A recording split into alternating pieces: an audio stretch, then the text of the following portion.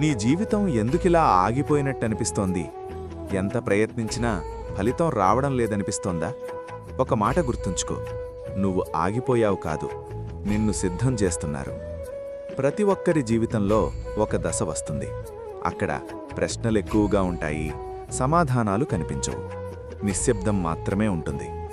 అలాంటి సమయంలో మనం అనుకుంటాం, దేవుడు నన్ను మర్చిపోయాడేమో అని. కానీ కృష్ణుడు అంటాడు, నేను నిన్ను మర్చిపోలేదు, నీ బలం పెంచుతున్నాను. భగవద్గీతలో కృష్ణుడు చెబుతాడు, కర్మ చెయ్యి, ఫలితాన్ని నాపై వదిలేయి. మన సమస్య ఏమిటంటే మనం ఫలితాన్ని తొందరగా కోరుకుంటాం. కానీ జీవితం ఒక పరీక్ష కాదు, అది ఒక ప్రయాణం. ఆ ప్రయాణంలో ఆలస్యం కనిపిస్తే అది ఆపడం కాదు, అది దారి మార్చడం.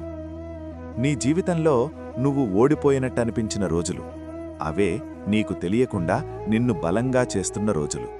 నీ కన్నీళ్లు వృధా కావు, నీ సహనం వృధా కాదు. కృష్ణుడు నిశ్శబ్దంగా చూస్తున్నాడు. నీ సమయం వచ్చినప్పుడు నీ స్థానం ఎవ్వరూ ఆపలేరు. ఈరోజు నీకు ఏమీ కనిపించకపోవచ్చు, కానీ రేపు నువ్వు చూసి నవ్వుతావు. అప్పుడిలా జరిగిందెందుకో ఇప్పుడర్థమైంది అని. శాంతిగా ఉండు, నిన్ను నమ్ము, దేవుణ్ణి నమ్ము. నీ కథ ఇంకా పూర్తి కాలేదు. ఈ మాటలు నీ హృదయానికి తాకితే ఇది యాదృచ్ఛికం కాదు, ఇది ఒక సంకేతం. నీ టైం వస్తోంది. శాంతిగా ఎదురుచూడు.